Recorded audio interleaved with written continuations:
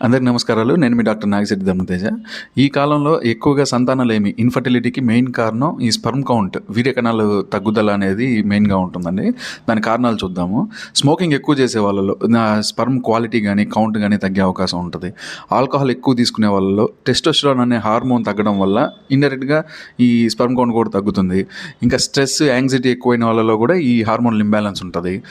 Junk food ఎక్కువ తీసుకునే వాళ్ళలో ఈ యాంటీ ఆక్సిడెంట్స్ అనేటివి తగ్గడం వల్ల కూడా మనకు స్పెర్మ్ క్వాలిటీ తగ్గే ఛాన్సెస్ ఉంటాయి. ఇంకా స్లీప్లెస్‌నెస్ అంటే నిద్రలేమి, చాలామందికి నిద్ర సరిగ్గా పట్టకపోవడము, నైట్ షిఫ్ట్‌లు చేయడము, ఇట్లాంటి వాళ్ళలో టెస్టోస్టెరాన్ తక్కువ ఉంటదనమాట. టెస్టోస్టెరాన్ జనరల్లీ నైట్ ఎక్కువ ప్రొడ్యూస్ అవుతా ఉంటది. సో, ఇది ఇంపాక్ట్ ప్లే చేస్తది. అదేవిధంగా మొబైల్ ఫోన్ కింద జోబులో పెట్టుకోవడము, ల్యాప్‌టాప్ తొడల మీద పెట్టుకొని యూజ్ చేయడము, టైట్ జీన్స్ వేసుకోవడం, టైట్ ఇన్నర్స్ వేసుకోవడం, దీనివల్ల అక్కడ టెంపరేచర్, ఉష్ణోగ్రత అనేది ఎక్కువై దానివల్ల స్పెర్మటోజెనిసిస్ అనేది తగ్గుతుంది.